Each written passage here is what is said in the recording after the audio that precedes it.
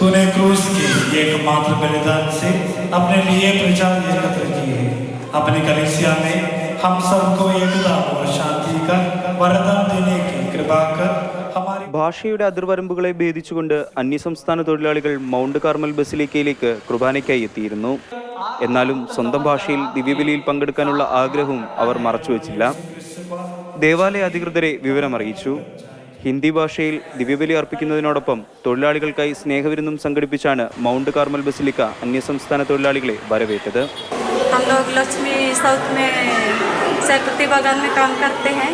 यहाँ पर हम लोग के लिए हिंदी में मिस होता है तो हम लोग को यहाँ आके बहुत ही अच्छा लग रहा है. ദേവികുളം അവ്യമരിയ ദേവാലയ സഹവികാരി ഫാദർ ക്രിസ്തുദാസ് ഹിന്ദിയിൽ ദിവ്യബലി അർപ്പിച്ചു.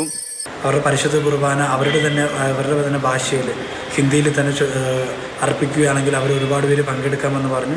അതിൻ്റെ ഇതിലായിട്ടാണ് ഞങ്ങളിപ്പോൾ ഇവിടെ വിജയപുരം രൂപതയിൽ അഭിവന്യ സെബാസ്റ്റ്യൻ പിതാവിൻ്റെയും ഡയറക്ടറായ മൈക്കിളച്ചൻ്റെയും നേതൃത്വത്തിലാണ് നമ്മൾ പരിശുദ്ധ കുർബാന അർപ്പിക്കുന്നത്. എല്ലാ മാസവും അവസാനത്തെ ഞായറാഴ്ചയാണ് ഹിന്ദി കുർബാന. നൂറുകണക്കിന് അന്യസംസ്ഥാന തൊഴിലാളികളുടെ സജീവ പങ്കാളിത്തമാണ് ശുശ്രൂഷകളിലുള്ളത്. किंतु जो दंड द्वारा सुधारे जाते हैं वे बाद में धर्मी चंगे हो जाए. മാതൃഭൂമി ന്യൂസ്, കുമളി. നമുക്കിപ്പം നിതിൻ തോമസ് ചേർന്നുണ്ട്. നമുക്ക് നിതിനോട് തന്നെ കൂടുതൽ കാര്യങ്ങൾ ചോദിച്ചറിയാം. നിതിനെ, അങ്ങനെ അവരുടെ ഭാഷയിൽ തന്നെ കുർബാന അർപ്പിക്കാനുള്ളൊരു അവസരം ലഭിച്ചു. ആ ആഗ്രഹം അങ്ങനെ നിറവേറ്റിയല്ലേ? നമ്മുടെ രാജ്യത്തെ ഏതൊരു മതത്തിൽ വിശ്വസിക്കാനും വിശ്വസിക്കാതിരിക്കാനുമുള്ള അവകാശം എല്ലാ പൗരന്മാർക്കും ഉള്ളതാണ്.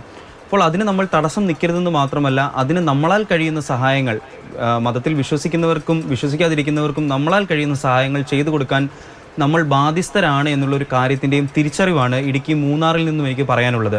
അതായത് മൂന്നാറിലെ ബസിലിക്കയിലേക്ക് നമ്മുടെ നാട്ടിൽ ഒട്ടനവധി അന്യസംസ്ഥാന തൊഴിലാളികളാണ് നമ്മുടെ നാട്ടിലേക്ക് തൊഴിൽ അന്വേഷിച്ച് വരുന്നത്. ഇതിൽ തന്നെ ഭൂരിഭാഗം ആളുകളും ഹിന്ദി ഭാഷ മാത്രം അറിയാവുന്നവരാണ്. അത്തരത്തിൽ ഈ നമ്മുടെ നാട്ടിലേക്കൊക്കെ കടന്നു വരുന്ന ആളുകൾക്ക് അവരുടെ ആത്മീയത നിറവേറ്റാൻ ഇവിടെയുള്ള പള്ളികളും അമ്പലങ്ങളും ഒക്കെ തന്നെയുള്ളൂ.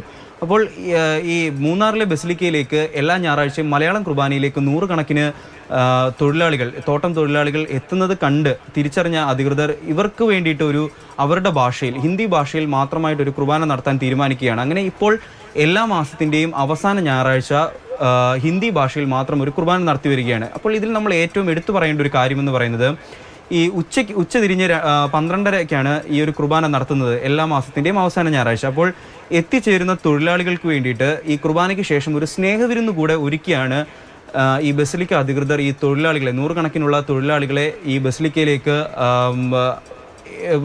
വരവേൽക്കുന്നത്. കുർബാന നടത്തുന്നു, കുർബാനയ്ക്ക് ശേഷം ഒരു സ്നേഹവിരുന്ന് കൂടെ നൽകുന്നു. അപ്പോൾ ഇനി തുടർന്നും ഇത് എല്ലാ മാസത്തിൻ്റെയും ഒരു ഞായറാഴ്ച ഇവർക്ക് വേണ്ടിയിട്ട് മാത്രം ഒരു കുർബാന നടത്തണമെന്നുള്ളതാണ് അവരുടെ ആഗ്രഹം. അതുകൂടാതെ ഈ ക്രിസ്തുമതത്തിൽ വിശ്വസിക്കുന്നവർക്ക് വേണ്ടിയിട്ടുള്ള മറ്റു വിശേഷ ദിവസങ്ങളിലും ഇവരെ പങ്കെടുപ്പിക്കാൻ കഴിയുന്ന രീതിയിൽ നമുക്കറിയാം, നമ്മുടെ നാട്ടിൽ പല ഇടത്തു നിന്ന് വരുന്ന ആളുകൾ ജോലി ചെയ്യുന്നുണ്ട്. പ്രത്യേകിച്ചും ഒരുപാട് ഇതര സംസ്ഥാന തൊഴിലാളികളെ നമ്മൾ കാണുന്നുണ്ട്. അപ്പോൾ അവർക്ക് അവരുടെ പ്രാർത്ഥന അവരുടെ ഭാഷയിൽ തന്നെ ചെയ്യാൻ പറ്റുന്നു എന്നുണ്ടെങ്കിൽ അതൊരു വലിയ കാര്യം തന്നെയാണ്. ഒരു കരുതലിന്റെ കഥ കൂടിയാണ് നമ്മൾ ഇപ്പോൾ കേട്ടത്.